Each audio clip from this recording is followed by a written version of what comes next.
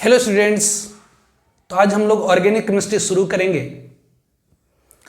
तो आज के लेक्चर में हम लोग डिस्कस करेंगे कि ऑर्गेनिक केमिस्ट्री क्या है, ऑर्गेनिक केमिस्ट्री में कौन कौन सी चैप्टर्स हमें पढ़नी है और उसमें क्या है, ऑर्गेनिक केमिस्ट्री की उत्पत्ति कैसे हुई और ऑर्गेनिक केमिस्ट्री को हम लोग as a separate branch of chemistry क्यों स्टडी करते हैं। तो आज हम लोग शुरू करेंगे ऑर्गेनिक केमिस्ट्री। तो आज हम लोग शुरू करेंगे ऑर्गेनिक केमिस्ट्री। Organic chemistry. तो व्हाट इज ऑर्गेनिक केमिस्ट्री? तो ऑर्गेनिक मीन्स लिविंग। हम लोगों ने पढ़ा है कि केमिस्ट्री को 3 पार्ट में पढ़ा जाता है, that is physical chemistry, organic chemistry and inorganic chemistry. तो फिजिकल केमिस्ट्री के बारे में हम लोग डिस्कस करें, ऑर्गेनिक केमिस्ट्री के बारे में आज हम लोग डिस्कस करेंगे। तो ऑर्गेनिक केमिस्ट्री क्या है? तो ऑर्गेनिक मीन्स होती क्या है? तो organic means living. Organic means क्या होती है? तो लिविंग। लिविंग मतलब जिसके अंदर लाइफ है। लिविंग मतलब जिसके अंदर लाइफ है, दैट इज, इसका मतलब that is animals and plant. Animals and plant. तो organic means living. Living means जिसमें लाइफ है, मतलब जिसमें जीवन है, मतलब एनिमल्स एंड प्लांट। तो organic means living, living means जिसमें लाइफ है, मतलब एनिमल्स एंड प्लांट। तो ये एनिमल्स एंड जो प्लांट होती है उसके अंदर जो कंपाउंड होती है दैट इज हाइड्रोकार्बन और उसकी derivative.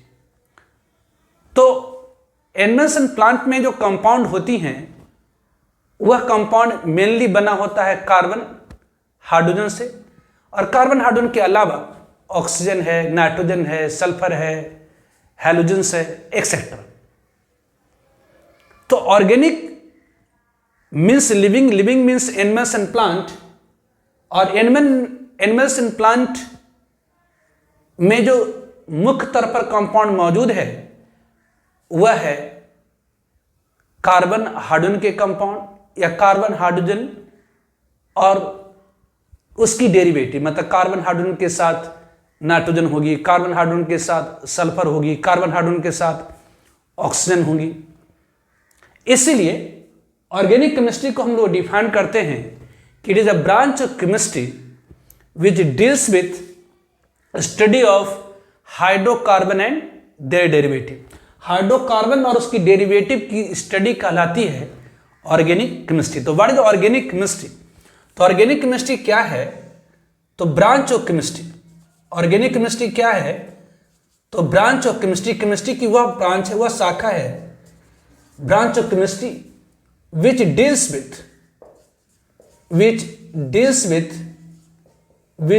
With study of hydrocarbon, and their derivative. Hydrocarbon और उसकी डेरिवेटिव की जो स्टडी है इज कॉल्ड, कहलाती क्या? Is called organic chemistry.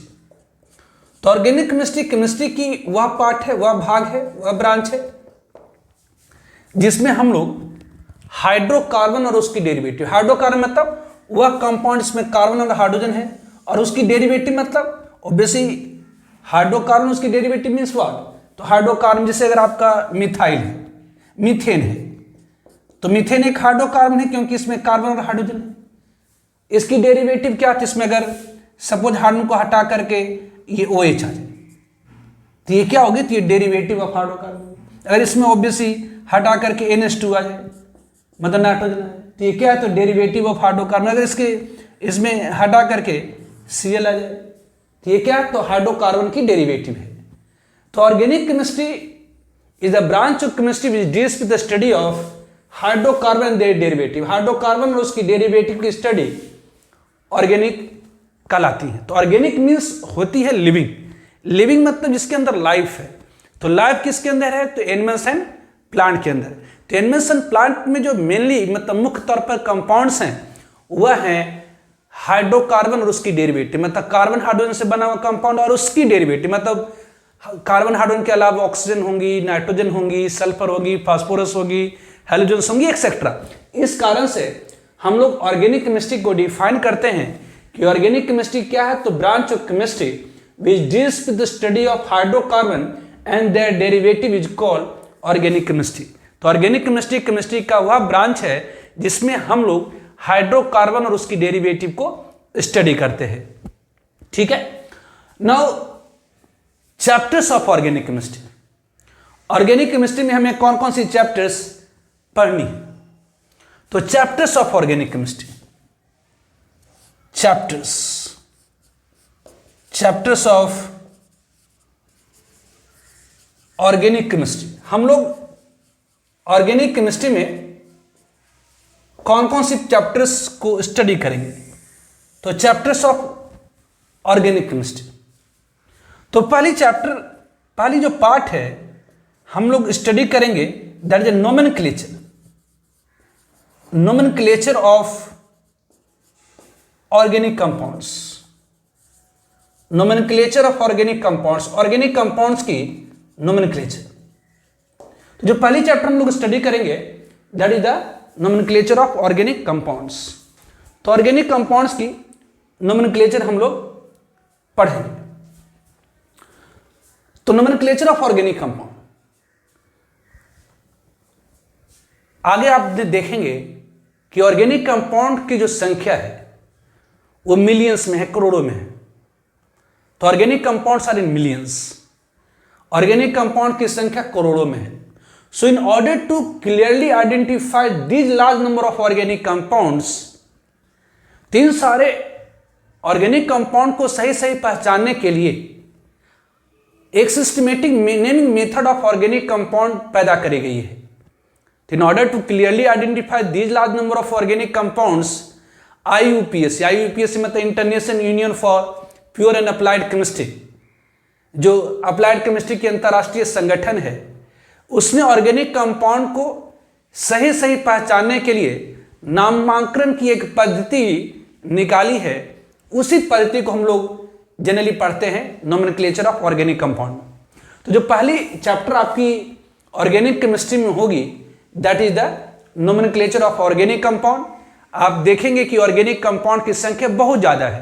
तो इतने ज़्यादा नंबर ऑफ ऑर्गेनिक कंपाउंड को सही सही पहचानने के लिए जो IUPAC है, मतलब अप्लाइड केमिस्ट्री की जो अंतर्राष्ट्रीय संगठन है, उसने एक सिस्टमेटिक नेमिंग मेथड, एक क्रमबद्ध नामांकन पद्धति इजाद करी है ऑर्गेनिक कंपाउंड के नामांकन करने के लिए, that is called nomenclature of organic compound. तो nomenclature of organic compound is very very important because बिना नोमेनक्लेचर ऑफ ऑर्गेनिक कंपाउंड के आप ऑर्गेनिक कंपाउंड को क्लियरली आइडेंटिफाई नहीं कर पाएंगे।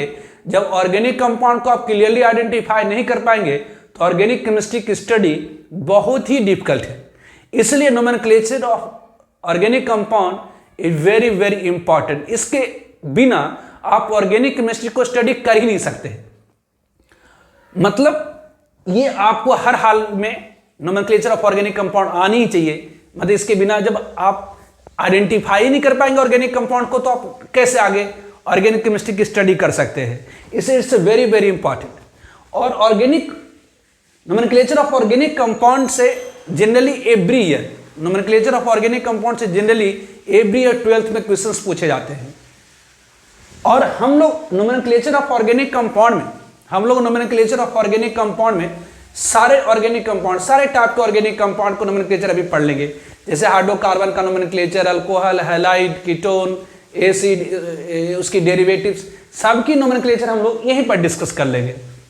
तो ऐसे अगर आप बुक्स के अंदर आप देखेंगे NCERT बुक के अंदर तो अल्केन का अलग से नोमेनक्लेचर दिया हुआ है। ऑब्वियसली 12th वाली बुक उठाएंगे तो उसके अंदर हैलाइड का नोमेनक्लेचर दिया हुआ है, अल्कोहल का नोमेनक्लेचर दिया हुआ है, एल्डिहाइड का नोमेनक्लेचर दिया हुआ है, कीटोन का नोमेनक्लेचर दिया हुआ है, एसिड का, एसिड डेरिवेटिव का, एमीन्स का, इन सब की नोमेनक्लेचर दी गई है।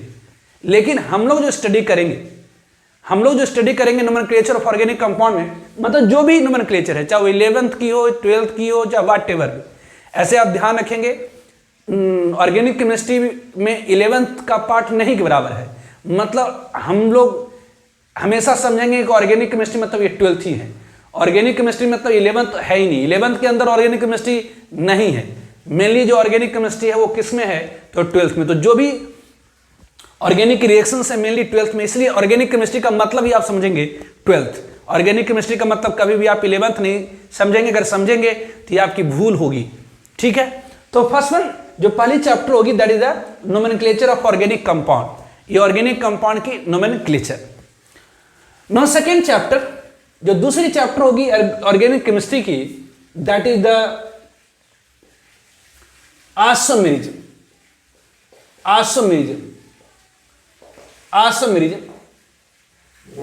तो आइसो मीन्स होती है सेम, मर मतलब मॉलिक्यूलर फॉर्मूला, आइसो मतलब सेम, मर मतलब मॉलिक्यूलर फॉर्मूला। तो बहुत सारे ऐसे कंपाउंड्स हैं, बहुत सारे ऐसे ऑर्गेनिक कंपाउंड्स हैं जिसकी मॉलिक्यूलर फॉर्मूला सेम है, बहुत सारे ऐसे ऑर्गेनिक कंपाउंड्स हैं जिसकी मॉलिक्यूलर फॉर्मूला सेम है लेकिन प्रॉपर्टी डिफरेंट है, that are called isomers and this phenomenon is called isomerism. तो ये आइसोमर्स और आइसोमेरिज्म क्या है, तो there are many compounds which has same molecular formula but different properties are called isomers and this phenomenon is called isomerism। तो isomerism एक बहुत ही इंपॉर्टेंट चैप्टर है ऑर्गेनिक केमिस्ट्री का। इसके अंतर्गत हम लोग स्टडी करेंगे classification of isomers, that is structural isomer, stereo isomer. Structural isomer का भी डिफरेंट टाइप होती है, that is chain isomer, positional isomer, ring chain isomer, functional isomer, metamers, tautomers. उसी तरह से स्टीरियो आइसोमर में भी ज्योमेट्रिकल आइसोमर, ऑप्टिकल आइसोमर और बेसिक कॉन्फॉर्मेशनल आइसोमर। तो बहुत टाइप की आइसोमर्स होती है। तो आइसोमेरिज्म में हम लोग डिफरेंट टाइप्स ऑफ आइसोमर्स को स्टडी करते हैं। It's important basically. जो तीसरी चैप्टर आपकी होगी ऑर्गेनिक केमिस्ट्री की, that is GOC, that is general organic chemistry. General organic chemistry, general organic chemistry, general organic chemistry short में हम लोग कहते हैं जीओसी। शॉर्ट में से क्या कहते हैं, तो जी मतलब जनरल, ओ मतलब ऑर्गेनिक, सी मतलब केमिस्ट्री। तो शॉर्ट में से हम लोग कहते हैं general organic chemistry, that is GOC. तो जनरल ऑर्गेनिक केमिस्ट्री के अंतर्गत हम लोग स्टडी क्या करते हैं, तो बेसिक ऑर्गेनिक केमिस्ट्री के अंदर ऑर्गेनिक रिएक्शंस हैं। ऑर्गेनिक केमिस्ट्री के अंदर क्या होगी, तो ऑर्गेनिक रिएक्शंस होंगी। तो ऑर्गेनिक रिएक्शंस को स्टडी करने के लिए, ऑर्गेनिक रिएक्शंस को डिस्क्राइब करने के लिए, ऑर्गेनिक रिएक्शंस में ये रिएक्टेंट ये प्रोडक्ट देगी, क्यों देगी और कैसे देंगी, इसे डिस्क्राइब करने के लिए, इसे व्याख्या करने के लिए सम बेसिक कॉन्सेप्ट की जरूरत पड़ती है। तो ऑर्गेनिक केमिस्ट्री में रिएक्टेंट और बेसिक कन्वर्ट होकर के प्रोडक्ट में जा रही है, तो ये रिएक्टेंट जब प्रोडक्ट में जाएंगी तो ये प्रोडक्ट देंगी, तो क्यों देंगी, कैसे देंगी, इसे समझने के लिए कुछ बेसिक कॉन्सेप्ट की जरूरत पड़ती है। तो उसी बेसिक कॉन्सेप्ट को हम लोग कहते हैं जनरल ऑर्गेनिक केमिस्ट्री। मतलब जनरल ऑर्गेनिक केमिस्ट्री में हम लोग स्टडी क्या करते हैं, तो basic concepts involve in organic reactions. Organic reactions में जब रिएक्टेंट कन्वर्ट होकर के प्रोडक्ट में जाता है तो कैसे जाता है, क्यों जाता है, इसी को डिस्क्राइब करने के लिए सम बेसिक कॉन्सेप्ट्स की जरूरत पड़ती है। उसी कॉन्सेप्ट को हम लोग कहते हैं, उसी कॉन्सेप्ट की स्टडी को हम लोग कहते हैं जनरल ऑर्गेनिक केमिस्ट्री। मतलब जनरल मतलब आप समझे सामान्य चीजें। ऑर्गेनिक केमिस्ट्री में, ऑर्गेनिक रिएक्शंस में जो सामान्य चीजें हेयर एंड देयर यूज होंगी, that is the general organic chemistry. तो general organic chemistry basically basic concepts involve in organic reaction. ध्यान दीजिए, basic concepts involve in organic reaction. हर चीज की बेसिक बड़ा इंपॉर्टेंट होता है। अगर बेसिक कॉन्सेप्ट्स आपके क्लियर नहीं हैं तो आप कोई भी सब्जेक्ट को आप अच्छी तरह से स्टडी नहीं कर सकते। तो किसी भी सब्जेक्ट को समझने के लिए उसके बेसिक कॉन्सेप्ट को आपको समझना ही पड़ेगा। तो उसी तरह से ऑर्गेनिक केमिस्ट्री को अच्छी तरह से समझने के लिए, तो ऑर्गेनिक रिएक्शंस में इन्वॉल्व बेसिक कॉन्सेप्ट को आपको अच्छी तरह से समझनी होगी। अगर आपकी बेसिक्स कॉन्सेप्ट ऑर्गेनिक रिएक्शंस की क्लियर नहीं है तो आपको ऑर्गेनिक रिएक्शन समझ में नहीं आएगा। मतलब जो जनरल ऑर्गेनिक केमिस्ट्री होती है बहुत ही इंपॉर्टेंट होती है। अगर इसे आपने अच्छी तरह से नहीं समझा तो आपको ऑर्गेनिक रिएक्शन समझ में नहीं आएगा। ऑर्गेनिक रिएक्शंस को आप रट नहीं सकते, उसे समझ करके याद रख सकते हैं। रटना तो बिल्कुल नहीं है, इसको समझ कर करके पहले अच्छी तरह से आप क्लियरली से समझ लीजिए, फिर आप उसे याद रख सकते हैं। बिल्कुल इनऑर्गेनिक केमिस्ट्री की तरह नहीं होता कि रट्टा मान लिए हो गया, ऐसा नहीं होता। इसलिए ऑर्गेनिक केमिस्ट्री में जो जनरल ऑर्गेनिक केमिस्ट्री होती है very very important, it's a very very important. अगर ये चीज आपको समझ में नहीं आई तो आप ऑर्गेनिक केमिस्ट्री समझ ही नहीं, मतलब ऑर्गेनिक रिएक्शंस को आप समझ ही नहीं पाएंगे, मतलब प्रोडक्ट को लिख ही नहीं पाएंगे। तो general organic chemistry is a very important. इसमें हम लोग पढ़ेंगे बहुत टाइप की चीजें, जैसे ऑर्गेनिक रिएक्शंस में जनरली होती क्या है। तो जो पुराने बॉन्ड हैं वो टूटते हैं और नए बॉन्ड बनते हैं। तो पुराने बॉन्ड टूटना मतलब इसमें हम लोग फिजन ऑफ कोवलेंट बॉन्ड पढ़ेंगे। दो तरह की फिजन होती है, एक होमोलाइटिक फिजन होती है, दूसरी हेट्रोलाइटिक फिजन होती है। ऑब्वियसली ये फिजन क्यों होती है, तो इलेक्ट्रॉनिक डिस्प्लेसमेंट के कारण। तो वो मतलब इलेक्ट्रॉन की डिस्प्लेसमेंट के कारण इलेक्ट्रॉन इधर उधर डिस्प्लेस होता है। तो बहुत तरह की इलेक्ट्रॉनिक डिस्प्लेसमेंट होती है, जैसे inductive effect, mesomeric effect, hyper conjugation, तो ये सारी इलेक्ट्रोमेरिक इफेक्ट, तो ये सारी चीजें हम लोग पढ़ेंगे। और तीसरा होता है रीजेंट। रीजेंट में तो अटैकिंग स्पेसिस। तो रीजेंट क्या होता है, उसके टाइप्स को हम लोग स्टडी करते हैं जनरल ऑर्गेनिक केमिस्ट्री के अंदर। तो it's very important. Next chapter आपकी जो होंगी दैट इज हाइड्रोकार्बन। हाइड्रोकार्बन मतलब हाइड्रोकार्बन में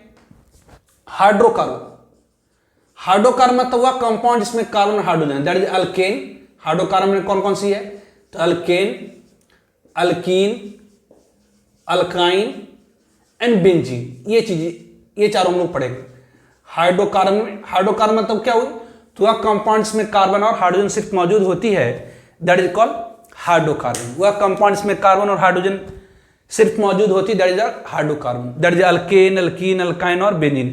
अल्केन क्या होती है, तो वह हाइड्रोकार्बन जिसमें सिर्फ कार्बन कार्बन सिंगल कोवलेंट, मतलब वह हाइड्रोकार्बन जिसमें सिंगल कोवलेंट बॉन्ड सिर्फ मौजूद होती है, that is called alkane. Alkane क्या, तो hydrocarbon containing only single covalent bond. वह हाइड्रोकार्बन जिसमें सिर्फ सिंगल कोवलेंट बॉन्ड मौजूद होती है, दैट इज कॉल्ड अल्केन। और वह हाइड्रोकार्बन जिसमें कम से कम एक कार्बन कार्बन डबल बॉन्ड मौजूद होती है, उसे हम लोग कहते हैं अल्कीन। वह हाइड्रोकार्बन जिसमें कम से कम एक कार्बन कार्बन डबल बॉन्ड मौजूद होती है, उसे हम लोग कहते हैं अल्कीन। और अल्काइन क्या है, तो वह हाइड्रोकार्बन जिसमें कम से कम एक carbon carbon triple covalent bond होती है, that is called alkyne. And benzene क्या है, तो सिक्स मतलब six carbon in cycle. Benzene में क्या होता, तो सिक्स कार्बन इन साइकिल होती है जिसके अल्टरनेट पोजीशन पर डबल बॉन्ड होती है, दैट इज बेंजीन। तो हाइड्रोकार्बन में अल्केन, अल्कीन, अल्काइन और बेंजीन को हम लोग स्टडी करेंगे। तो इसमें स्टडी क्या करेंगे, तो mainly preparation and property. Hydrocarbon की प्रिपरेशन और प्रॉपर्टी, मतलब हाइड्रोकार्बन कैसे कैसे, मतलब अल्केन है तो अल्केन कैसे प्रिपेयर किया जाता है, इसकी प्रॉपर्टीज मतलब इसके रिएक्शंस क्या हैं। तो अल्केन की प्रिपरेशन प्रॉपर्टी, अल्कीन की प्रिपरेशन प्रॉपर्टी, अल्काइन की प्रिपरेशन प्रॉपर्टी एंड बेंजीन की प्रिपरेशन एंड प्रॉपर्टी। तो ये हम लोग हाइड्रोकार्बन में स्टडी करेंगे। जो नेक्स्ट चैप्टर आपकी होंगी दैट इज द हैलाइड्स। जो नेक्स्ट चैप्टर आपकी होंगी दैट इज हैलाइड। ये हैलाइड क्या है, तो हाइड्रोकार्बन में यदि हाइड्रोकार्बन तो वह कंपाउंड इसमें कार्बन और हाइड्रोजन, मतलब ये ऑब्वियसली ये कार्बन ये RH लिख देते हैं, हाइड्रोकार्बन को सिंपल RH लिख देते हैं, हाइड्रोकार्बन को सिंपल RH लिख देते हैं। तो हाइड्रोकार्बन में यदि हाइड्रोजन रिप्लेस कर दिया जाता है, हाइड्रोकार्बन अगर हाइड्रोजन को हटा करके, रिप्लेस मतलब हटा करके यदि कोई halogen, halogen means fluorine, chlorine, bromine आ जाए, अगर हाइड्रोकार्बन में हाइड्रोजन को हटा करके, हाइड्रोकार्बन में अगर हाइड्रोजन को हटा करके हैलोजन आ जाता, हाइड्रोकार्बन में अगर हाइड्रोजन को हटा करके हैलोजन आ जाता, हैलोजन मतलब obviously fluorine, chlorine, bromine, iodine, तो उसे हम क्या कहते हैं, तो हैलाइड कहते हैं। जैसे हाइड्रोकार्बन में हाइड्रोजन को हटाकर फ्लोरीन हो जाएगा तो अल्काइल फ्लोराइड, ऑब्वियसली क्लोरीन आ जाएगा तो ब्रोमाइड, आयोडीन आ जाएगा तो आयोडाइड। तो in hydrocarbon if hydrogen replace by halogen, halogen मतलब फ्लोरीन, क्लोरीन, ब्रोमीन, आयोडीन से, तो अगर हाइड्रोकार्बन में हाइड्रोजन रिप्लेस कर दिया जाता है हैलोजन द्वारा, दैट इज कॉल्ड हैलाइड। ठीक है, इसे आप नोट कर लीजिए पहले। Now six chapter is alcohol and ether. 6th one is alcohol, phenol and ether. Alcohol, phenol and ether. Alcohol क्या है? तो इन हाइड्रोकार्बन में ऑब्वियसली आपको मैंने बताया कि RH, आप हाइड्रोकार्बन समझिए।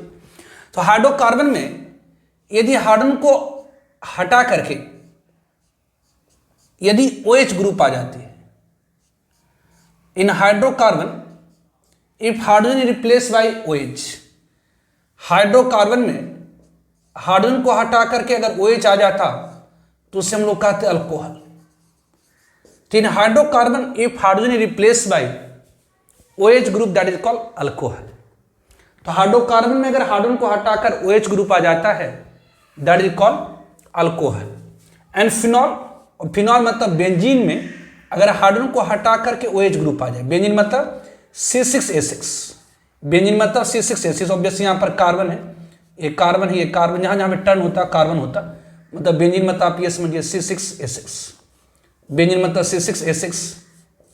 तो ये बेंजीन में यदि हाइड्रोजन को हटा करके, बेंजीन में अगर हाइड्रोजन को हटाकर OH ग्रुप आ जाता है तो उसे हम लोग कहते हैं फिनॉल।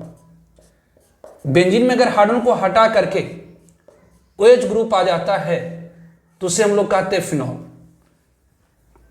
बेंजीन में यदि हाइड्रोजन को हटा करके OH ग्रुप आ जाए तो उसे हम लोग क्या कहते हैं? तो फिनॉल कहते हैं। ये फिनॉल दैट इज C6H5OH, ये क्या होगी? तो C6H5OH, ये आपका C6H6 है दैट इज बेंजीन। तो बेंजीन में अगर हाइड्रोजन को हटा करके OH ग्रुप आ जा रही है, बेंजीन में अगर हाइड्रोजन को हटा करके OH ग्रुप आ जाती है that is called phenol, C6H5OH। और ईथर क्या है? तो यदि हाइड्रोकार्बन में हाइड्रोजन को हटा करके O ग्रुप आ जाए, ऑब्वियसली हाइड्रोकार्बन को हटा करके यदि हाइड्रोकार्बन में हाइड्रोजन को हटा करके अगर O ग्रुप आ जाता है, O को कहा जाता है ether, that is called ether. तो 6th chapter is alcohol, phenol and ether. Alcohol क्या है? तो हाइड्रोकार्बन में यदि हाइड्रोजन को हटाकर OH ग्रुप आ जाए that is called alcohol. Phenol क्या है? तो बेंजीन मतलब C6H6 में से हाइड्रोजन को हटाकर अगर OH आ जाता है तो उसे कहा जाता है फिनॉल। और ईथर क्या है? तो बेसिक वह ऑर्गेनिक कंपाउंड इसमें O ग्रुप मौजूद होती है, मतलब हाइड्रोकार्बन में ऑब्वियसली ऑक्सीजन होगा, ऑक्सीजन के दोनों साइड में अगर हाइड्रोकार्बन ग्रुप है, ऑक्सीजन डाइवेलेंट है, मतलब 2 बॉन्ड बनाता है, तो ऑक्सीजन के अगर दोनों साइड में अगर हाइड्रोकार्बन ग्रुप है तो दैट इज कॉल्ड ईथर। तो अल्कोहल, फिनॉल एंड ईथर में हम लोग स्टडी क्या करते हैं? तो मेनली इसकी प्रिपरेशन एंड प्रॉपर्टी, अल्कोहल कैसे प्रिपेयर किया जाता है, उसकी प्रॉपर्टीज क्या है, फिनॉल कैसे प्रिपेयर किया जाता है, उसकी प्रॉपर्टी क्या, और ईथर कैसे प्रिपेयर किया जाता है और उसकी प्रॉपर्टीज क्या है। जैसे हाइड्रोकार्बन में हम लोग हाइड्रोजन की, हाइड्रोकार्बन मतलब अल्केन, अल्कीन, अल्काइन और बेंजीन की प्रिपरेशन प्रॉपर्टी पढ़ेंगे। हैलाइड की प्रिपरेशन प्रॉपर्टी पढ़ेंगे। उसी तरह से अल्कोहल, फिनॉल और ईथर में हम लोग अल्कोहल, फिनॉल, ईथर की प्रिपरेशन और प्रॉपर्टीज पढ़ेंगे। नाउ 7th वन, जो 7th चैप्टर होंगी that is the aldehyde and ketone, aldehyde and ketone, aldehyde and ketone. तो what is aldehyde, what is ketone? तो एल्डिहाइड और कीटोन में कार्बोनाइल ग्रुप होती है, CO is called carbonyl group, CO is called carbonyl group. Aldehyde और ketone में क्या होती है? कार्बोनाइल ग्रुप, इसे हम लोग क्या कहते हैं? कार्बोनाइल ग्रुप, ये कार्बोनाइल ग्रुप। तो कार्बोनाइल ग्रुप में यदि एक साइड में हाइड्रोजन हो और दूसरे साइड में हाइड्रोकार्बन हो, यदि कार्बोनाइल ग्रुप में एक साइड में हाइड्रोजन हो और दूसरे साइड में अगर हाइड्रोकार्बन हो तो इट इज कॉल्ड एल्डिहाइड। इसे क्या कहा जाता है? It is called aldehyde. तो इन कार्बोनाइल ग्रुप में यदि एक साइड में हाइड्रोजन हो और दूसरे साइड में हाइड्रोकार्बन हो तो इसे कहा जाता है एल्डिहाइड। और कीटोन किसे कहते हैं? तो वह कार्बोनाइल ग्रुप में यदि दोनों साइड में अगर हाइड्रोकार्बन है, यदि कार्बोनाइल ग्रुप में दोनों साइड में यदि हाइड्रोकार्बन है तो इसे क्या कहा जाता है? It is called ketone. तो एल्डिहाइड एंड कीटोन। तो इस चैप्टर के अंतर्गत हम लोग मेनली एल्डिहाइड कीटोन की प्रिपरेशन और प्रॉपर्टीज पढ़ेंगे, मतलब एल्डिहाइड को कैसे प्रिपेयर किया जाता है और इसकी प्रॉपर्टीज क्या है, कीटोन को कैसे प्रिपेयर किया जाता है और इसकी प्रॉपर्टीज क्या है, तो aldehyde and ketone. Next chapter आपकी होगी 8th one, that is the acid and their derivative. Acid मतलब यहां कार्बोलिक एसिड से है, acid and their derivative, acid and their derivative, acid and their derivative, acid and their derivative, that is called 8th one. Acid क्या होती है, तो वह compound जिसमें कार्बोक्सिल ग्रुप होती है, कार्बोक्सिल मतलब COOH ग्रुप, तो वह कंपाउंड जिसमें COOH ग्रुप मौजूद होती है, वह कंपाउंड जिसमें कार्बोक्सिल ग्रुप मतलब COOH ग्रुप मौजूद होती है, दैट इज कॉल्ड एसिड। वह कंपाउंड जिसमें COOH ग्रुप मौजूद होती है, मतलब ये COOH ग्रुप है और इसके एक साइड में हाइड्रोकार्बन है, तो ये क्या कहलाएंगे, तो इट इज कॉल्ड एसिड, या इसे कार्बोलिक एसिड भी कह सकते हैं, एसिड या इसे हम लोग कार्बोलिक एसिड भी कहते हैं। वह कंपाउंड जिसमें कार्बोक्सिल ग्रुप, इसे क्या कहा जाता है, it is called carboxyl group, इसे क्या कहा जाता है, कार्बोक्सिल ग्रुप। तो इट इज एसिड और कार्बोलिक एसिड कह सकते हैं, कार्बोलिक एसिड। तो वह कंपाउंड जिसमें COOH ग्रुप मौजूद होता है, that is called carboxylic acid. तो एसिड मतलब यहां कार्बोलिक एसिड से है, RCOOH, that is the carbolic acid. और इसकी डेरिवेटिव, कार्बोलिक एसिड में अगर OH को हटा करके अगर Cl आ जाए, तो इसे हम लोग कहते हैं एसिड क्लोराइड, इसे हम लोग क्या कहते हैं, एसिड क्लोराइड। अगर यहां पर OH को हटाकर Cl आ जाए तो it is called acid chloride. उस तरह से अगर OH को हटाकर NH2 आ जाए, जिससे हम लोग कहते हैं एसिड एमाइड, NH2 आ जाए तो इसे हम लोग क्या कहते हैं, NH2 आ जाए जिससे हम लोग क्या कहते हैं, एमाइड्स, एसिड एमाइड या सिंपल एमाइड कहिए, एमाइड या एसिड एमाइड जो भी कहें, तो एसिड क्लोराइड, एसिड एमाइड। उसी तरह से एनहाइड्राइड, ये RCOOR,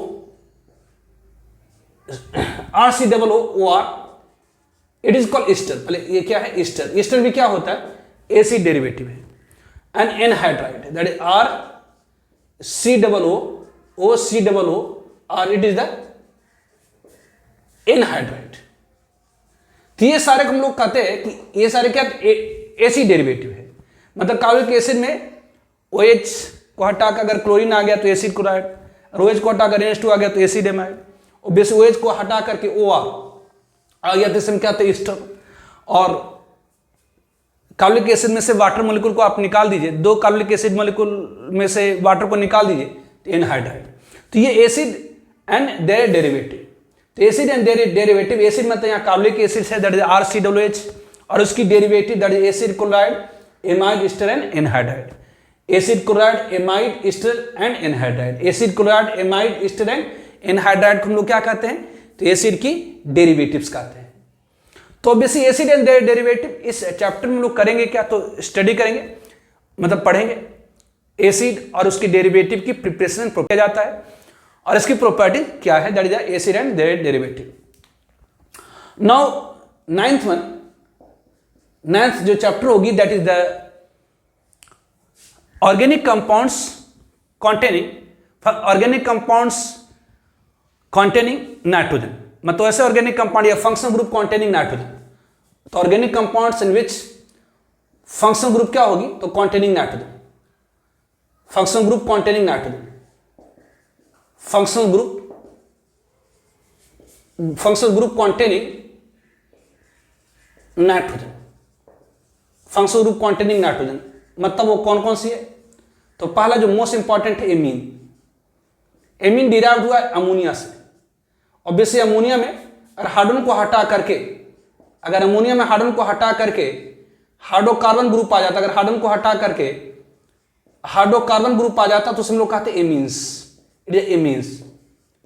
तो ऑब्वियसली अमोनिया में अगर एक हाइड्रोजन को रिप्लेस कर दिया जाता है हाइड्रोकार्बन ग्रुप द्वारा, अगर अमोनिया में एक हाइड्रोजन को हटा करके कोई हाइड्रोकार्बन ग्रुप आ जाता है that is called primary amine.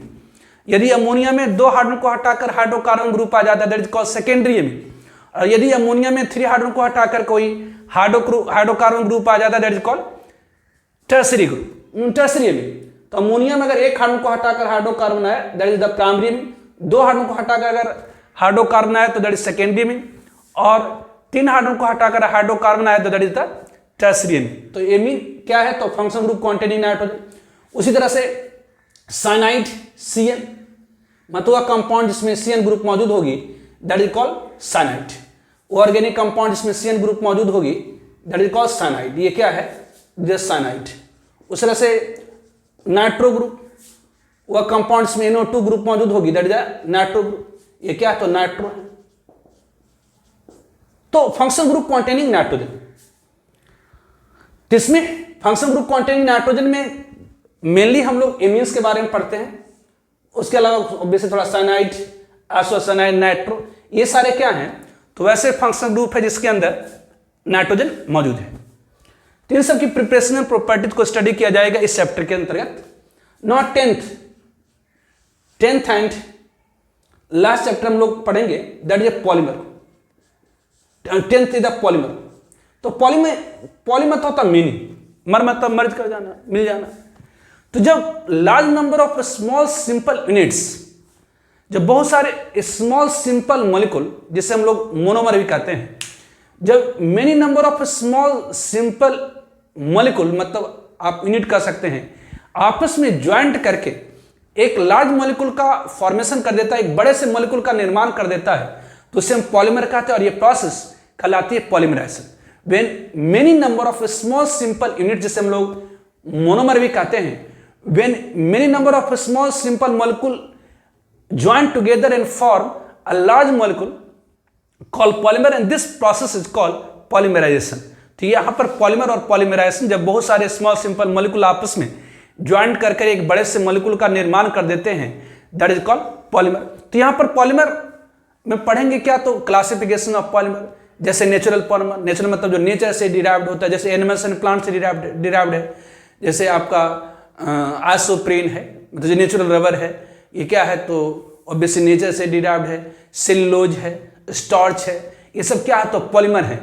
Proteins हैं, ये सारे क्या हैं? तो ये पॉलीमर है। उसी तरह से सिंथेटिक पॉलीमर में आइए। सिंथेटिक मतलब मैन-मेड पॉलीमर, जैसे आपकी ये कि पॉलीथिलीन है, PVC पॉलीविनाइल क्लोराइड है, तो ये सब क्या है? तो टेफ्लन है, ये सब क्या? तो सिंथेटिक पॉलीमर है।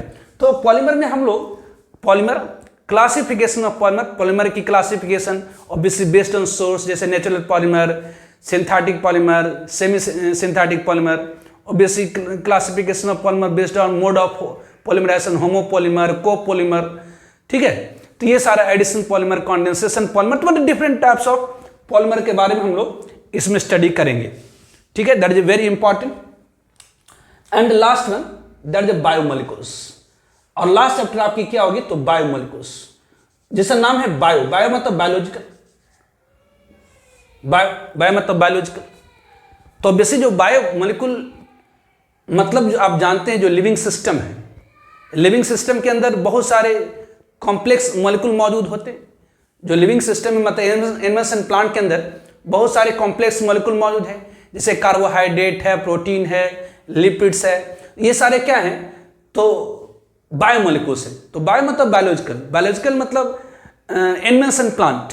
तो एनिमल एंड प्लांट जो बनी हुई है various types of complex molecule like carbohydrate, protein, obviously lipids etcetera etcetera.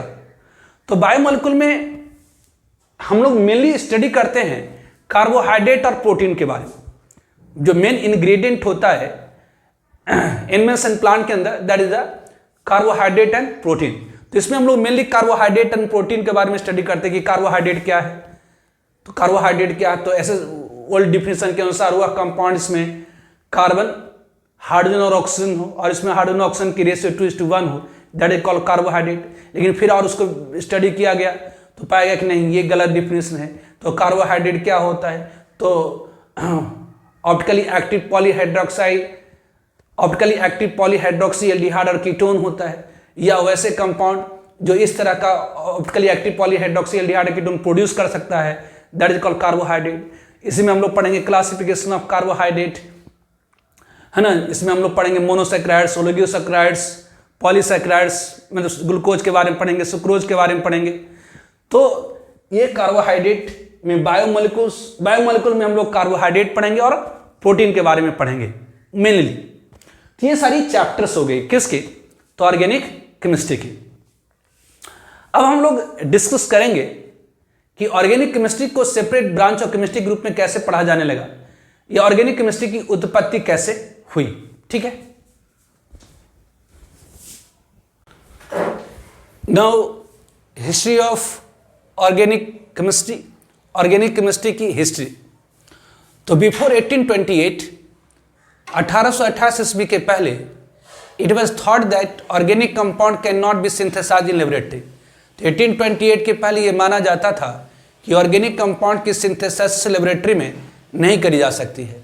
For synthesis of organic compound require mysterious force that is also called vital force, and this theory was called Berzelius vital force theory. तो 1828 के पहले ये माना जाता था कि organic compound की synthesis laboratory मतलब प्रयोगशाला में नहीं करी जा सकती है, क्योंकि synthesis of organic compound require mysterious force, मतलब दैवीय शक्ति। मतलब ऑर्गेनिक कंपाउंड को आदमी नहीं बना सकता, ये गॉड ही बना सकते हैं।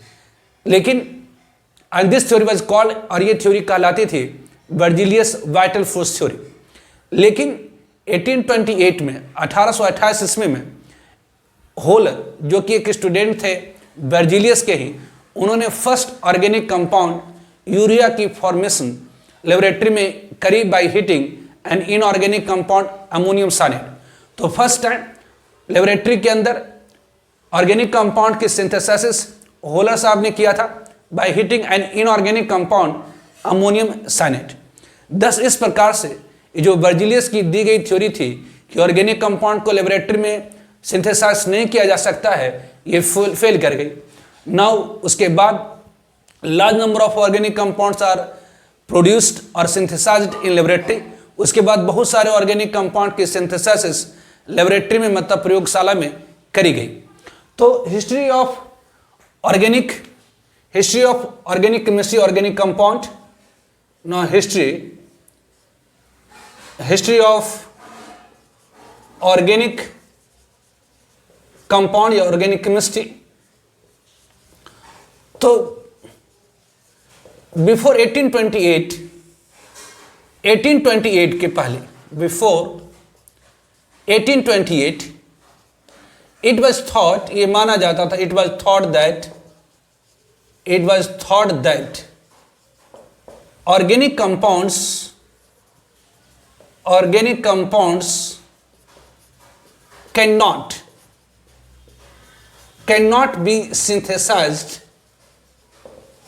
cannot be synthesized in laboratory because before 1828 it was thought that organic compound cannot be synthesized in laboratory because synthesis of organic compounds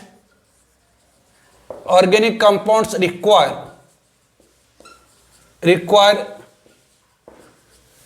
mysterious force मतलब दैवीय शक्ति, mysterious force, और इसी को कहा जाता था फोर्स और वाइटल फोर्स, मतलब एक तरह से दैवीय शक्ति। And this theory was called, और जो थ्योरी थी, दिस थ्योरी वाज कॉल्ड, और ये थ्योरी कहलाती थी was called Berzelius vital force theory, Berzelius vital force theory। तो 1828 के पहले ये माना जाता था कि ऑर्गेनिक कंपाउंड की सिंथेसिस लेबोरेटरी में नहीं करी जा सकती है, क्योंकि synthesis of organic compound require mysterious force that is a vital force, and this theory was called Berzelius vital force theory। But in 1828 holer जो कि एक स्टूडेंट थे, student of Berzelius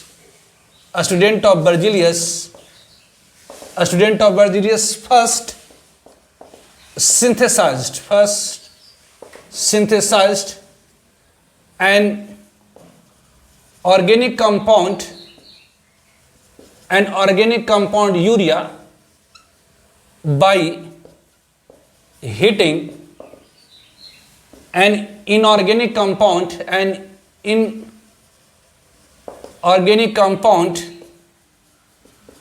ammonium cyanide, by hitting an inorganic compound ammonium cyanide,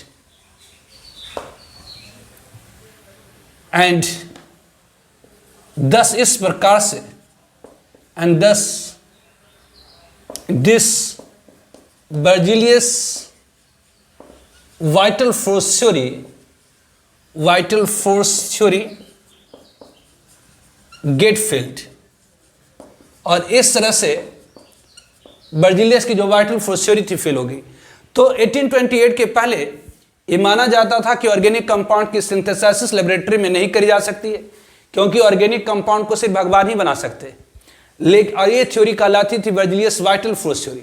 लेकिन 1828 में volar, जो कि एक student थे बर्जिलियस के, उन्होंने फर्स्ट ऑर्गेनिक कंपाउंड यूरिया की सिंथेसिस लेबोरेटरी में करी by heating an inorganic compound ammonium cyanate. मतलब अमोनियम साइनेट मतलब NH4CN, ऑब्वियसली एक आयनिक कंपाउंड है, अमोनियम आयन और साइनेट आयन से बना हुआ है।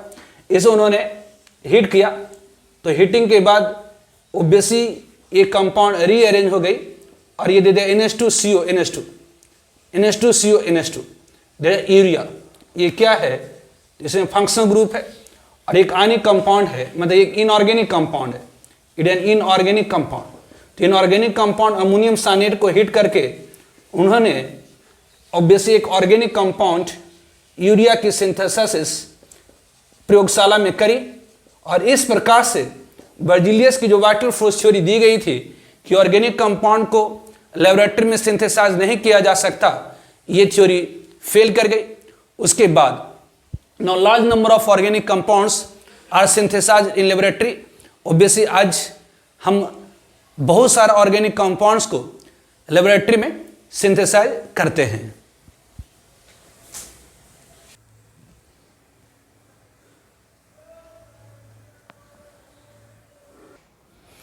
Now, large number of organic compounds are synthesized in laboratory। तो आजकल हम लोग बहुत सारे ऑर्गेनिक कंपाउंड को now large number of organic compounds are synthesized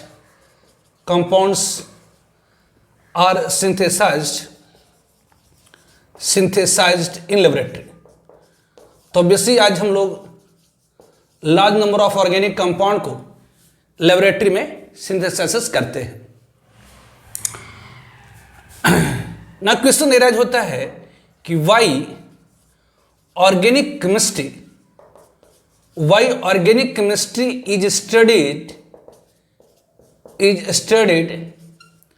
as separate branch of chemistry. तो हम लोग ऑर्गेनिक केमिस्ट्री को as a separate branch of chemistry क्यों स्टडी करते हैं? Why organic chemistry is studied as separate branch of chemistry. Organic chemistry को हम लोग बिल्कुल सेपरेट करके पढ़ते, बिल्कुल अलग करके पढ़ते, ऐसा क्यों? तो देयर आर मेनी रीजंस, बहुत सारी कारण हैं ऑर्गेनिक केमिस्ट्री को अलग ब्रांच के रूप में पढ़ने के पीछे। पहला कि organic compounds are in millions. Organic compound की संख्या करोड़ों में है। ऑब्वियसली ऑर्गेनिक कंपाउंड शो करता है स्पेशल कैरेक्टरिस्टिक्स, जैसे ऑर्गेनिक कंपाउंड शो करता है आइसोमेरिज्म, ये फॉर्म करता है होमोलोगस रीज, मतलब होमोलोगी शो करता है। होमोलोगी मतलब एक ही फंक्शन ग्रुप होगा, एक ही टाइप की फंक्शन ग्रुप होगा और उसके बहुत सारे कंपाउंड्स होंगे। एक ही फंक्शन ग्रुप के बहुत सारे कंपाउंड होंगे और दो कंजुगेटिव कंपाउंड के बीच में CH2 की डिफरेंस होगी। तो बहुत सारी स्पेशल कैरेक्टरिस्टिक्स शो करता है ऑर्गेनिक कंपाउंड। इस कारण से ऑर्गेनिक कंपाउंड को हम लोग as a separate branch of chemistry study करते हैं। तो why organic chemistry is studied as separate branch of chemistry.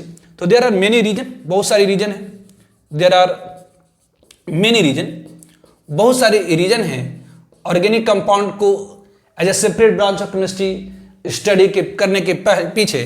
पहली कि ऑर्गेनिक कंपाउंड्स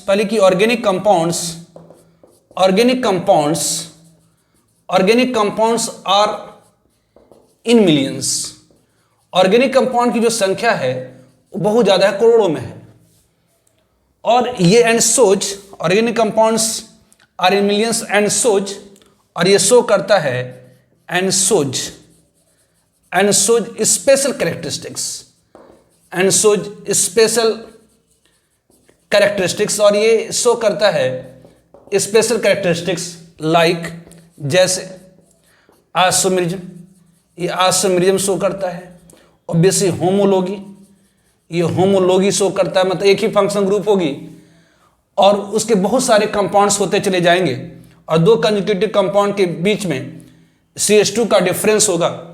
तो organic compounds special characteristic show करता है, उसके कंपाउंड की संख्या बहुत ज़्यादा है।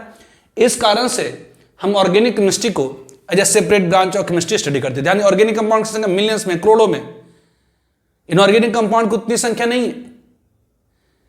तो ऑब्वियसली ऑर्गेनिक केमिस्ट्री को हम लोग as a separate branch of chemistry इसलिए स्टडी करते हैं कि ऑर्गेनिक केमिस्ट्री, ऑर्गेनिक कंपाउंड की जो संख्या है वो मिलियंस में है और ये स्पेशल कैरेक्टरिस्टिक शो करता है, जैसे ये होमोलॉगी शो करता है, आइसोमेरिज्म शो करता है, एक्सेट्रा।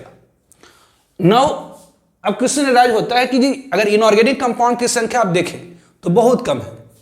ऑर्गेनिक कंपाउंड की संख्या की तुलना में इनऑर्गेनिक कंपाउंड की संख्या बहुत कम है, जबकि इनऑर्गेनिक केमिस्ट्री में हम लोग ऑल एलिमेंट्स और उसके कंपाउंड को स्टडी करते एक्सेप्ट हाइड्रोकार्बन उसकी डेरिवेटिव को। ऑर्गेनिक केमिस्ट्री में सिर्फ हम लोग हाइड्रोकार्बन उसकी डेरिवेटिव को स्टडी करते हैं।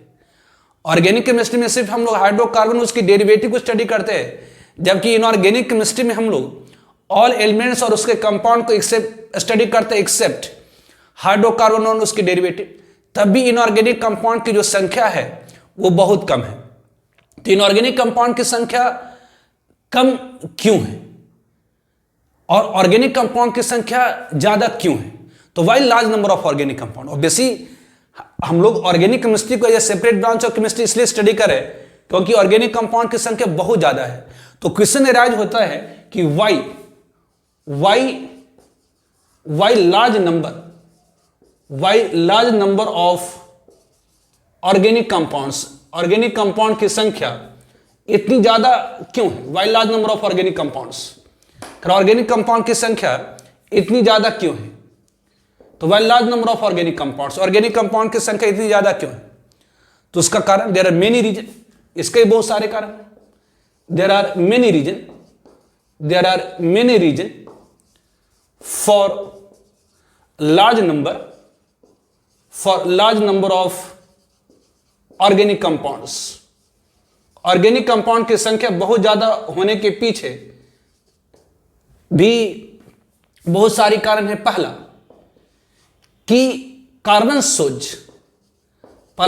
सोज टेट्रावैलेंसी। कार्बन हमेशा, दैट इज इसका मतलब कार्बन ऑलवेज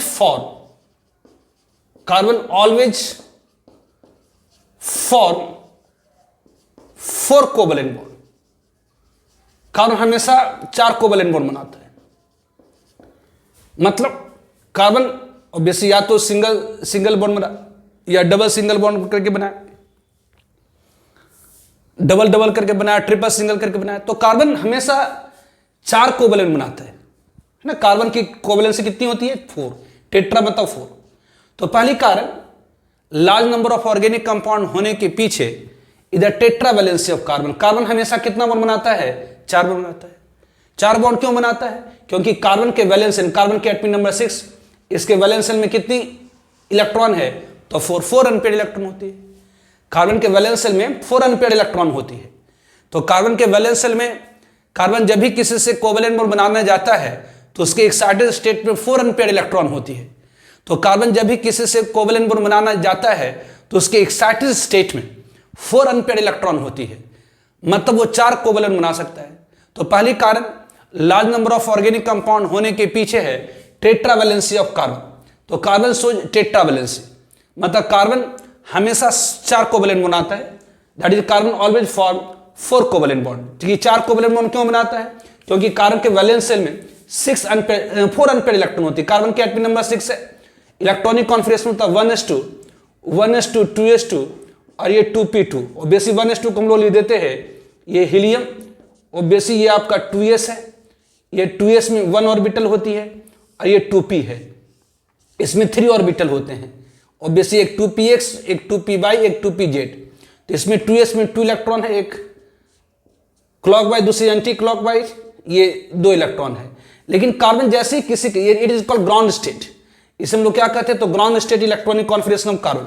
लेकिन कार्बन जैसे ही किसी से कोवलेंट बनाने के लिए जाता है, कार्बन जैसे ही किसी कोवलेंट बॉन्ड बनाने के लिए जाता है, तो जो 2s की इलेक्ट्रॉन है, ध्यान दीजिए एक ही ऑर्बिटल में अगर 2 इलेक्ट्रॉन है तो इलेक्ट्रॉन इलेक्ट्रॉन के बीच में रिपल्सन होती है, जिसके कारण ये जो इलेक्ट्रॉन है, ऑब्वियसली ये जो 2s की इलेक्ट्रॉन है एक्साइट होकर के 2p में चली जाती है।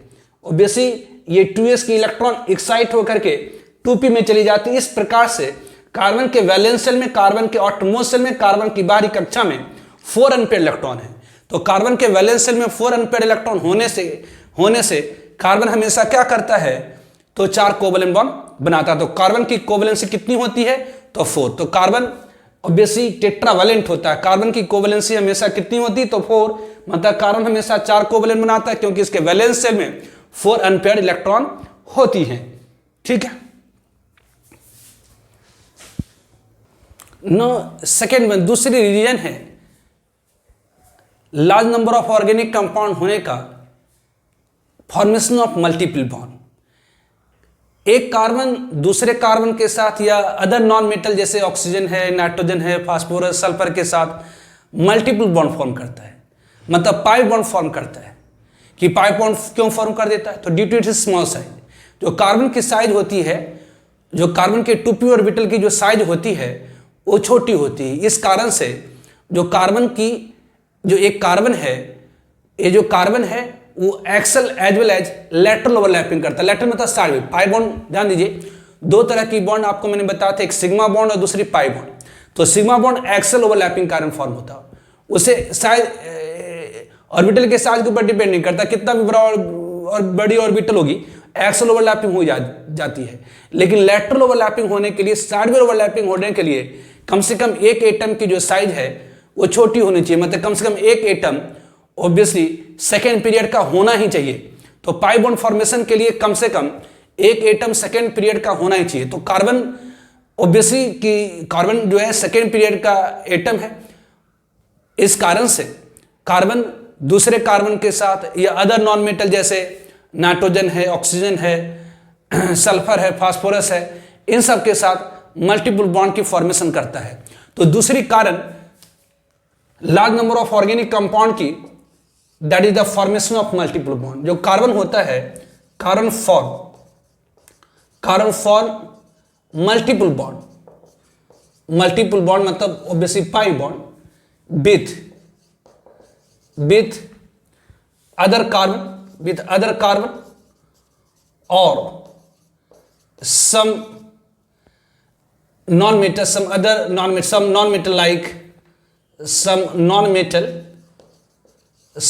non-metal like nitrogen, oxygen, phosphorus, sulfur, etc. This is possible.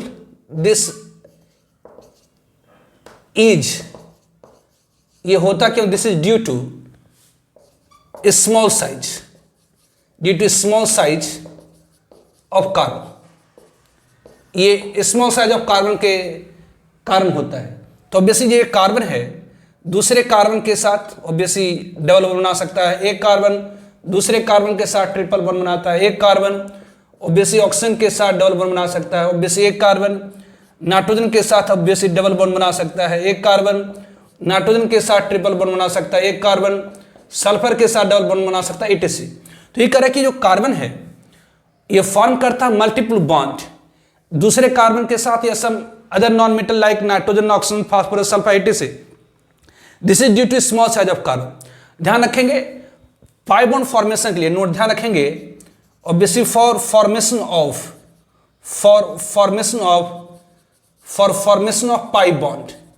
Pi bond की फॉर्मेशन होने के लिए कम से कम at least one atom should be of second period. कम से कम एक एटम सेकेंड पीरियड का होना चाहिए, तभी लेटरल ओवरलैपिंग हो पाती है। जैसे आप कहेंगे जी सल्फर सल्फर के बीच में पाई बॉन्ड होगी, तो नहीं। क्लोरीन क्लोरीन के बीच में पाई बॉन्ड होगी, तो नहीं। ब्रोमीन ब्रोमीन के बीच में पाई बॉन्ड होगी, तो नहीं। क्लोरीन ब्रोमीन के बीच में पाई बॉन्ड होगी, तो नहीं। कि जी ब्रोमीन ऑक्सीजन के बीच में पाई बॉन्ड होगी, तो यस होगी। ऑब्वियसली क्लोरीन ऑक्सीजन के बीच में पाई बॉन्ड होगी, तो हाँ होगी। तो ऑब्वियसली पाई बॉन्ड फॉर्मेशन के लिए, मतलब मल्टीपल बॉन्ड फॉर्मेशन करने के लिए कम से कम एक एटम सेकेंड पीरियड का होना चाहिए। तो ऑब्वियसली कार्बन सेकेंड पीरियड का एटम है, कार्बन की साइज छोटी है, इस कारण से कार्बन दूसरे के साथ एक्सल ओवरलैपिंग भी करता है और लेटरल ओवरलैपिंग करता है। एक्सल ओवरलैपिंग से सिग्मा बॉन्ड की फॉर्मेशन होती है और लेटरल ओवरलैपिंग से पाई बॉन्ड की फॉर्मेशन होती है। तो कार्बन की छोटी साइड होने के कारण एक कार्बन दूसरे कार्बन के साथ ऑब्वियसली पाई बॉन्ड मतलब मल्टीपल बॉन्ड की फॉर्मेशन करता है। एक carbon other non metal like oxygen, nitrogen, phosphorus, sulphur, इन सब के साथ मल्टीपल बॉन्ड की फॉर्मेशन करता है। तो ये क्यों होता है? तो इसकी साइज छोटी होने के कारण। साइज छोटी होने से क्या होगा? तो कार्बन दूसरे के साथ लेटरल ओवरलैपिंग करता है। लेटरल ओवर मतलब साइड ओवरलैपिंग। ध्यान दीजिए, आपको मैंने बताया था बेसिक्स ऑफ केमिकल बॉन्डिंग में कि दो तरह की बॉन्ड होती है, दो तरह की ओवरलैपिंग होती है। दो तरह की ओवरलैपिंग होती है, एक एक्सल ओवरलैपिंग होती है, एक लेटरल ओवरलैपिंग होती है। एक्सल ओवरलैपिंग के कारण सिग्मा बॉन्ड बनती है और लेटरल ओवरलैपिंग के कारण पाई बॉन्ड बनती है। तो बेसिक अगर कोई सेकेंड पीरियड का एटम है तो सेकेंड पीरियड का जो एटम होता है वो axial as well as lateral overlapping दोनों कर सकता है। जबकि third year period, fourth year period या फिफ्थ पीरियड का कोई एटम है तो वो सिर्फ एक्सल कर सकता है दूसरे थर्ड पीरियड या फोर्थ पीरियड या फिर पीरियड एटम के साथ। तो इसका मतलब ये हुआ कि पाई बॉन्ड फॉर्मेशन के लिए कम से कम एक एटम सेकेंड पीरियड का होना ही चाहिए। ठीक है। नाउ थर्ड वन, तीसरा कारण, ऑब्वियसली जो कार्बन है शो करता है catenation property. Carbon shows catenation. Catenation means connecting property.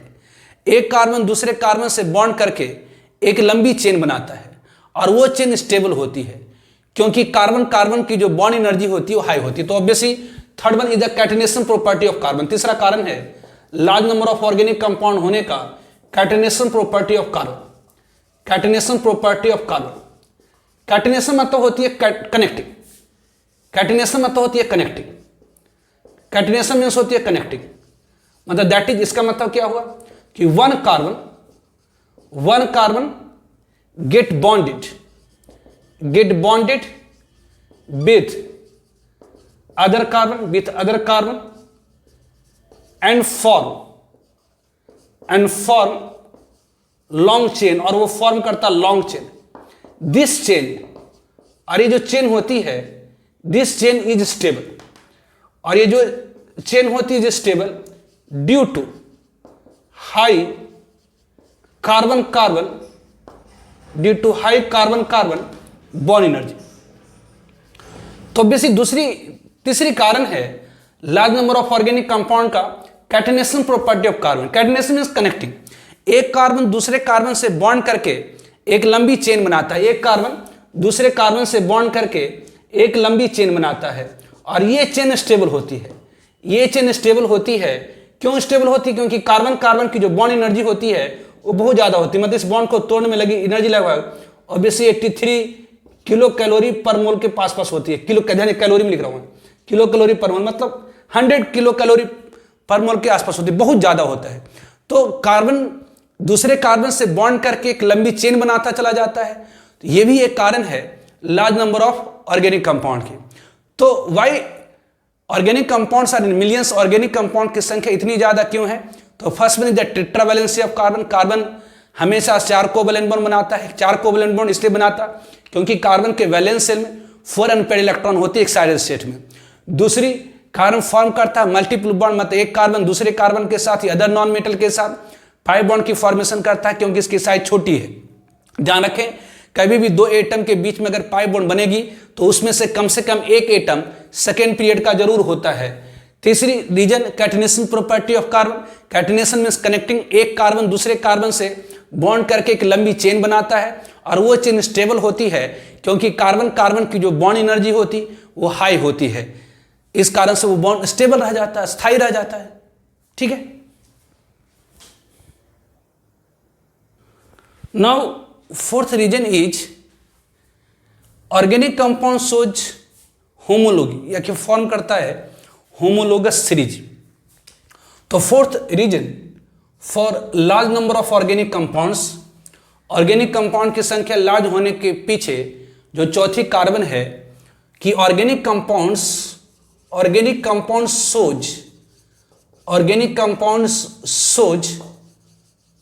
Homology, और कहते हैं फॉर्म होमोलोगस सीरीज, और फॉर्म होमोलोगस सीरीज। तो जो ऑर्गेनिक कंपाउंड होती है वो शो करता है होमोलॉगी और फॉर्म करता है होमोलोगस सीरीज। कि जो होमोलोगस सीरीज क्या होती है आपने पढ़ा होगा 9th-10th में, होमोलोगस सीरीज। ये होमोलोगस सीरीज क्या होती है? तो compounds having same function group, ऐसे कंपाउंड जिसमें फंक्शन ग्रुप सेम हो, लेकिन दो कंपाउंड के बीच में, दो कंजुगेटिव कंपाउंड के बीच में अगर CH2 का डिफरेंस हो तो ये कहलाता है कंपाउंड्स ऑफ होमोलोगस सीरीज, और ये प्रॉपर्टी कहलाता होमोलॉगी। तो ऑब्वियसली होमोलोगस सीरीज क्या है? तो ऐसे compounds having same function group, ऐसे कंपाउंड जैसे function group same, and two compound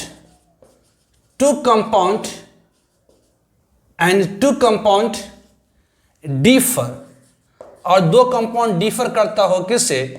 तो बाय CH2, कहलाता है called compounds of homologous series, कहलाता कंपाउंड ऑफ होमोलोगस सीरीज। तो ऐसे कंपाउंड जिसमें फंक्शन ग्रुप सेम हो और दो कंपाउंड के बीच में CH2 का अंतर हो। ऑब्वियसली ऐसे कंपाउंड जिसमें फंक्शन ग्रुप सेम हो और दो कंपाउंड के बीच में CH2 का अंतर हो, कहलाता कंपाउंड ऑफ होमोलोगस सीरीज, और ये जो प्रॉपर्टी है कहलाती होमोलॉगी, और ये जो कंपाउंड की प्रॉपर्टी है कहलाती क्या है? Homology.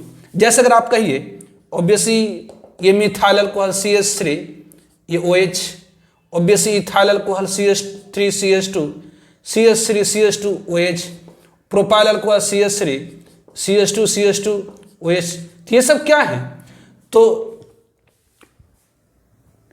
Compounds of homologous series, सब में फंक्शन ग्रुप सेम है क्या? तो OH है, OH है, OH है, और दो कंपाउंड के बीच में ऑब्वियसली CH2 की अंतर है। यहाँ पर दो कंपाउंड के बीच में CH2 का अंतर है, जिसे हम लोग क्या कहेंगे? तो कंपाउंड्स ऑफ होमोलोगस सीरीज। तो होमोलोगस सीरीज क्या है? तो compounds having same function group and two compound, और जो दो कंपाउंड है उसके बीच में CH2 की अंतर है, दो कंपाउंड के बीच में CH2 की अंतर है, इसे हम लोग क्या कहेंगे? तो कंपाउंड्स ऑफ होमोलोगस सीरीज। तो दो ऐसे कंपाउंड जिसमें फंक्शन ग्रुप सेम हो और उसके बीच में CH2 का अंतर हो, कहलाता कंपाउंड ऑफ होमोलोगस सीरीज। तो इसी तरह से एक सीरीज बनती चली जाएगी, यहाँ पर एक और CH2 जोड़ दिएगा तो और कंपाउंड हो जाएगा, एक और CH2 जोड़ देंगे, उस तरह से कि ये आपका ये क्या है? तो ये CH3 है, एसीटोन लेते CH3CO, ये CH3 है, ऑब्वियसली ये CH3, ऑब्वियसली ये CO, ऑब्वियसली ये CH2 CH3 है। तो इसे हम लोग क्या कहेंगे? ये CH3 है, ऑब्वियसली ये CO है, ये CH2 CH2 CH3 है। तो ये सब क्या है? तो कंपाउंड्स ऑफ होमोलोगस सीरीज है। तो ऑब्वियसली होमोलोगस सीरीज क्या है? तो ऐसे कंपाउंड जिसमें फंक्शनल ग्रुप सेम हो, लेकिन दो कंपाउंड के बीच में, दो कंजुगेटिव कंपाउंड के बीच में, दो लगातार कंपाउंड के बीच में CH2 की अंतर हो, तो उसे हम कहते हैं कंपाउंड्स ऑफ होमोलोगस सीरीज, और ये जो प्रॉपर्टी है कहलाती होमोलॉगी, और ये जो गुण है कहलाती होमोलॉगी। फिफ्थ वन, पांचवी जो रीजन है, that is the organic compound shows isomerism. Organic compounds shows isomerism, organic compound shows isomerism. ये आइसोमेरिज्म क्या होती है? तो ऑब्वियसली आइसो मतलब होता है सेम, मर मतलब मॉलिक्यूलर फार्मूला। जो ऐसे कंपाउंड जिसकी मॉलिक्यूलर फार्मूला सेम हो लेकिन प्रॉपर्टी डिफरेंट हो, कहलाता isomers, and this phenomenon is called isomer. जैसे आप कहीं कि ये आपका इथाइल अल्कोहल है CH3 CH2 OH और डाइमिथाइल ईथर है। अब इन दोनों की मॉलिक्यूलर फार्मूला सेम है क्या? तो इन दोनों की बेसिस में दो कार्बन है तो C2, 6 हाइड्रोजन है और एक ऑक्सीजन है। इसमें भी दो कार्बन है, 6 हाइड्रोजन, एक ऑक्सीजन है। तो दोनों की मोलिकुलर फार्मूला सेम है, लेकिन दोनों की प्रॉपर्टी अलग है। इसकी बॉइलिंग पॉइंट ज्यादा है, इसकी बॉइलिंग पॉइंट कम है। ये ऑब्वियस इसमें सोडियम डाल देगा, हाइड्रोजन गैस लिबरेट करेगा, इसमें सोडियम डाल दीजिए, कुछ भी नहीं होगा। तो इन दोनों कंपाउंड की मोलिकुलर फार्मूला सेम है, लेकिन प्रॉपर्टी डिफरेंट है। इन दोनों कंपाउंड की मोलिकुलर फार्मूला सेम है, लेकिन प्रॉपर्टी डिफरेंट है। इसे हम लोग कहते हैं isomers, and this phenomenon is called isomerism. और ये जो फेनोमेनन है कहलाती है आइसोमेरिज्म। तो व्हाट इज आइसोमर्स और आइसोमेरिज्म? ये आइसोमर्स और आइसोमेरिज्म क्या है? समावयवी और समावयवता। तो कंपाउंड्स, ये आइसोमेरिज्म होती क्या है? What is isomerism? ये आइसोमेरिज्म क्या है?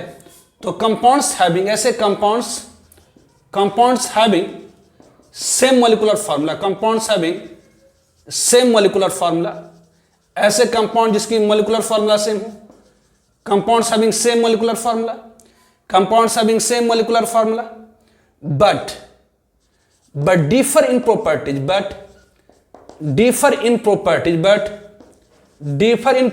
लेकिन प्रॉपर्टीज में अंतर हो, but differ in properties, और कॉल्ड कहलाता क्या था? और कॉल्ड आइसोमर्स, उसे हम लोग कहते हैं आइसोमर्स, और कॉल्ड आइसोमर्स। एंड दिस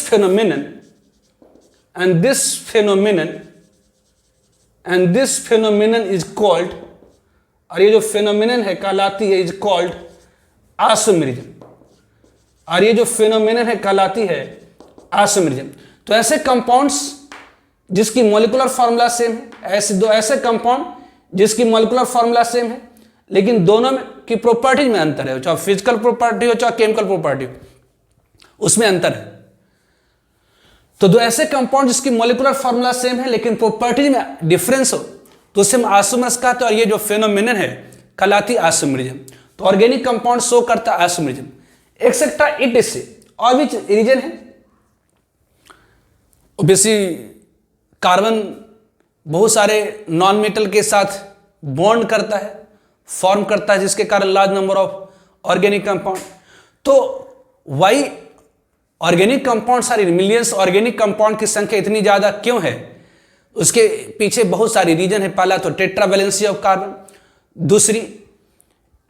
दूसरी रीजन है कि एक कार्बन दूसरे कार्बन के साथ या अदर नॉन मेटल के साथ मल्टीपल बॉन्ड बनाता है। कैटिनेशन प्रॉपर्टी ऑफ कार्बन, एक कार्बन दूसरे कार्बन से बॉन्ड करके लंबी चेन बनाता है। ऑब्वियसली ऑर्गेनिक कंपाउंड फॉर्म करता है homologous series, organic compound show करता है आइसोमेरिज्म। तो ये सारे कुछ कारण हैं जिसके कारण ऑर्गेनिक कंपाउंड की संख्या इतनी ज्यादा करोड़ों में है। ठीक है, तो आज इस लेक्चर को हम लोग यहीं पर एंड करते हैं। नेक्स्ट लेक्चर में हम लोग structural representation of organic compound discuss करेंगे। ठीक है, ओके, बाय।